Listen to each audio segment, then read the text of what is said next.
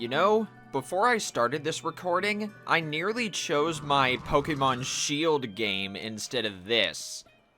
I streamed Shield version.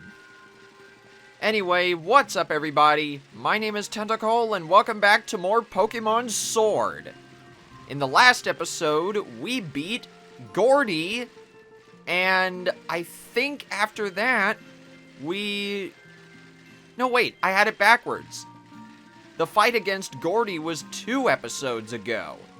Last time, we got an upgrade to our bike that allowed us to cross the water, and I showed off some stuff you could do in the wild area.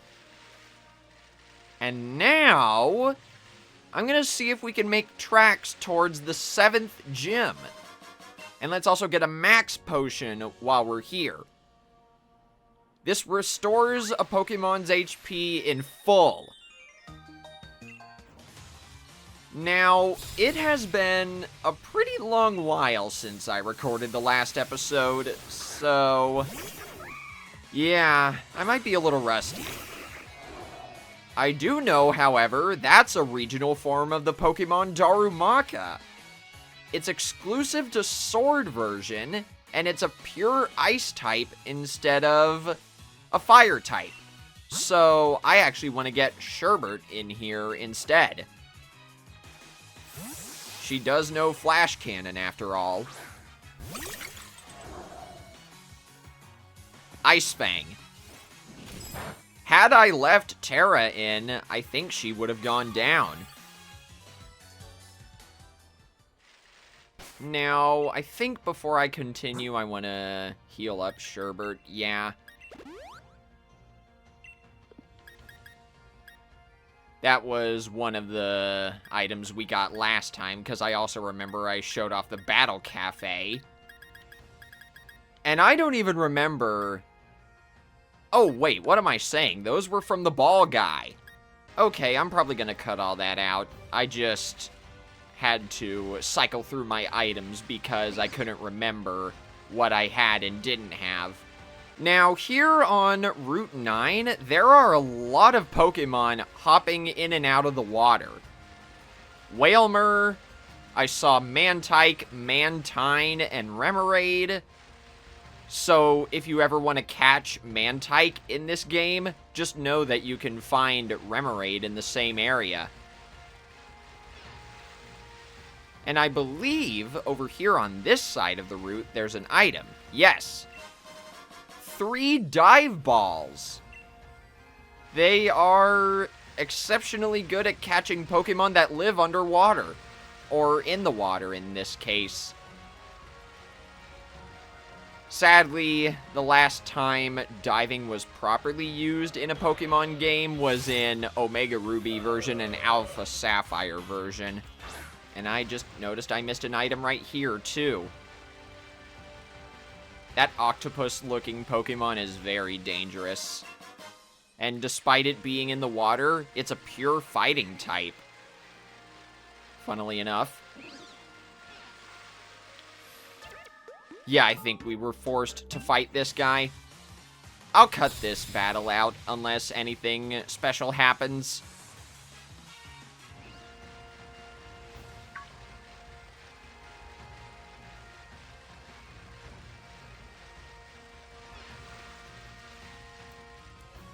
Oh, cut back in here, I guess. We're here.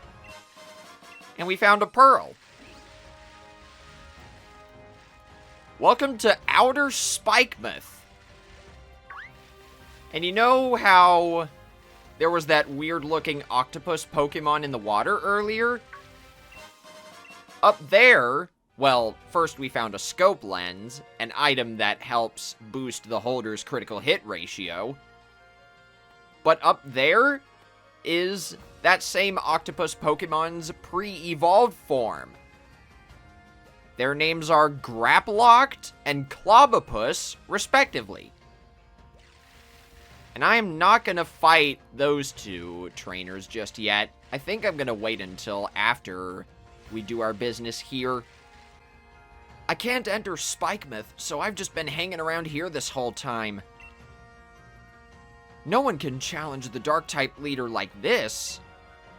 What's with the gate being shut? How am I supposed to get the gym badge now? Oh, hey, it's Marnie. Maybe she knows the way in. I say as I've knowingly played this game before. I was born here, so I know another way in. If you want to get into the town, how about I show you the way? But you're my rival, so you'll have to beat me in a battle first. Got it? With pleasure. And wouldn't you know it, we got some Team Yell grunts to back up Marnie once again. I think this will be fine because I'm going to have a lot of cutting out to do through Route 9, so here we go. We're up against Lightbird. I've powered up a whole lot. I'm going to beat you lot into the ground. Got it? No, I think the reverse is going to happen. Sucker Punch. That's a physical dark-type move that only works if the target selects an attacking move, and it allows the user to go first immediately. Torment. That prevents the target from using the same move twice in a row. Way, way back in the day when I first started thinking about Let's Playing this game, I had actually thought about using Lightbird, but I decided against it. There was no room for it on my team.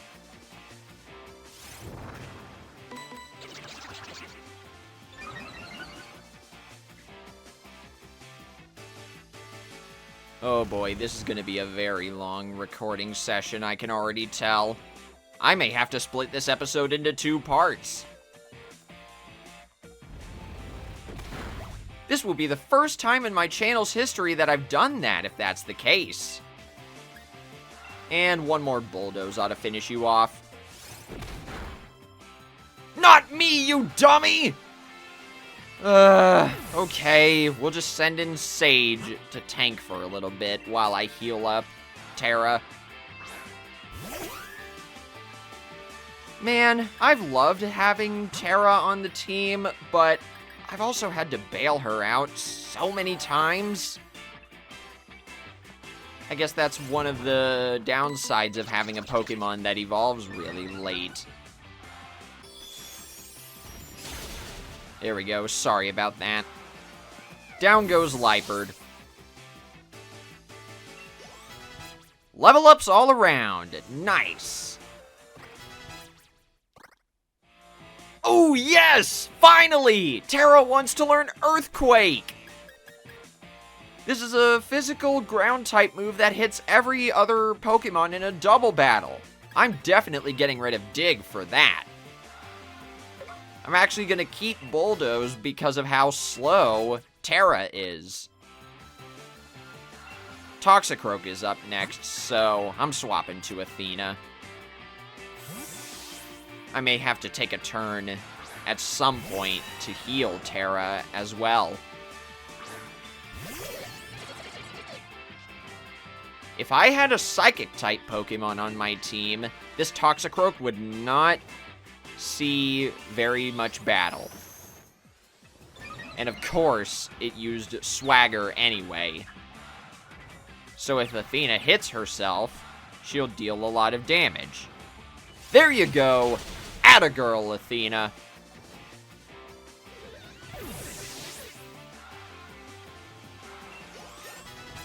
And Sage leveled up too.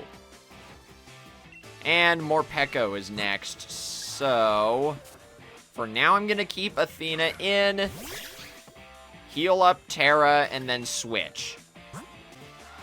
Here's a special move that I've been saving for just such an occasion. Spark. And here I was thinking Morpeko was about to use Aura Wheel, its signature move. Aura Wheel changes types based on what form Morpeko is currently in. In this form, it's a Dark-type move. And in that form, it's an Electric-type move.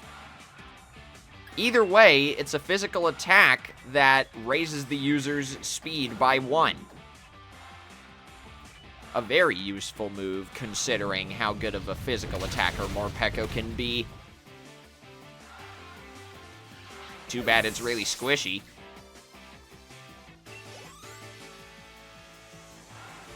And last up is Scrafty.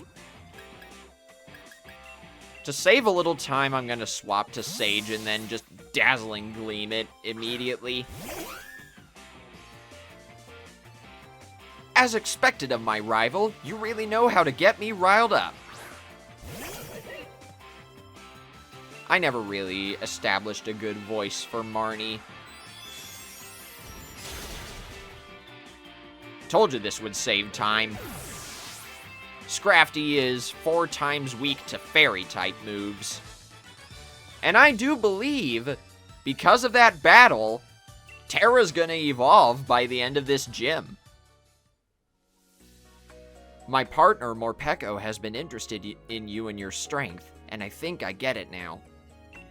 But I've got everyone in Spikemuth supporting me.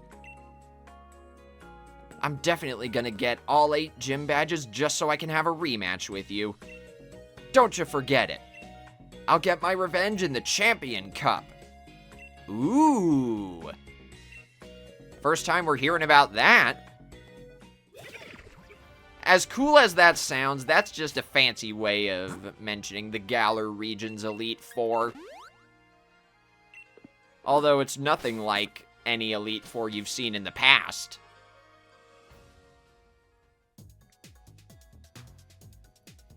But here we are. This desolate, broken down, I guess, building, if you want to call it that. It sort of reminds me of a mall. But this place is the town of Spikemuth. And it's Team Yell's hideout. With the shutter closed, nobody's going to be able to challenge the gym. I gotta look into this. I just happen to have too many of these, so I'll give you one. Got it? You can handle yourself, right? Yes, I can. And we got a league card from someone named Piers. Now, I don't know if the game is going to explain this gym mission here. No? Okay. All you really have to do for this gym mission is survive the onslaught of Team Yell grunts. It's really simple. Gym Challenger. You want to get past me, but I don't want that. Basically, it's a battle between our desires. Once again, I'm going to cut out these battles, considering we're just going to be fighting a bunch of Pokemon we've already seen.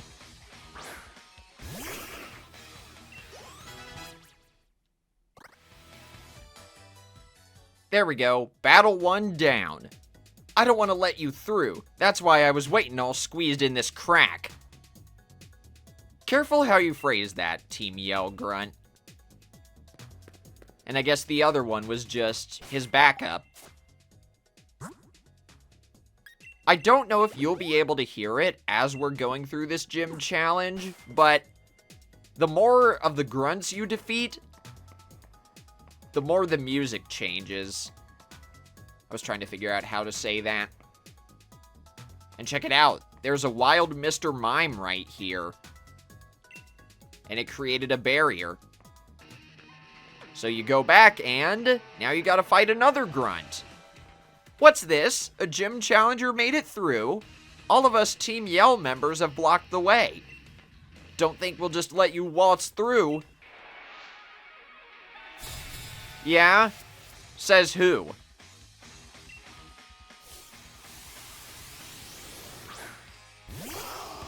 Oh, okay, never mind. I guess I'm keeping this battle in. This Pokemon is called Thievul. It's the evolved form of the Pokemon Nickit that we saw all the way back at the beginning of the game. It's basically, if I remember correctly, I think this Pokemon is a fast mixed attacker, which you would never expect from a Dark-type Pokemon. Oh, so close! The next battle is gonna make sure Terra will evolve. That was totally unbelievable. Even my Pokemon are in awe of you and your team. Here, go on through. Check out our neon signs while you're at it. And the Mr. Mime will leave, too. See you later, dude.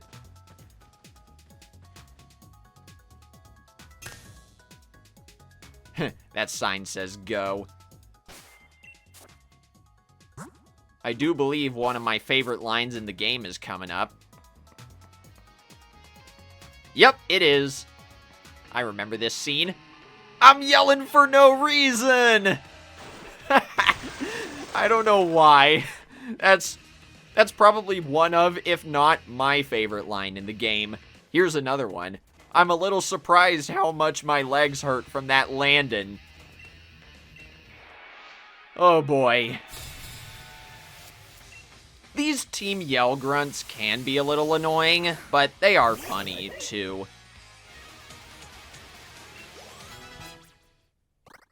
Good! Terra grew to level 45, and so did Athena. So that finally means, after all this time,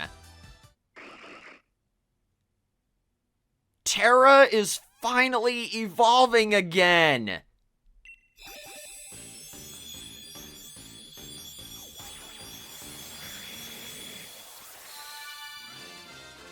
It was a lot of hard work, but Terra has evolved into Flygon. She just got a heck of a lot stronger.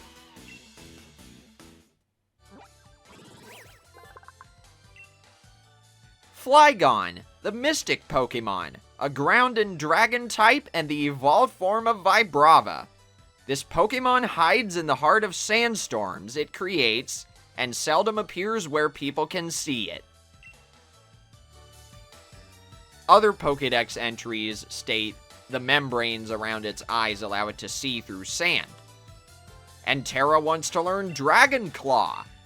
It's just a standard physical dragon type move. Believe it or not, I'm gonna get rid of Dragon Breath. Maybe later I'll give Terra Dragon Breath again in place of Bulldoze, but I want her to be a physical attacker.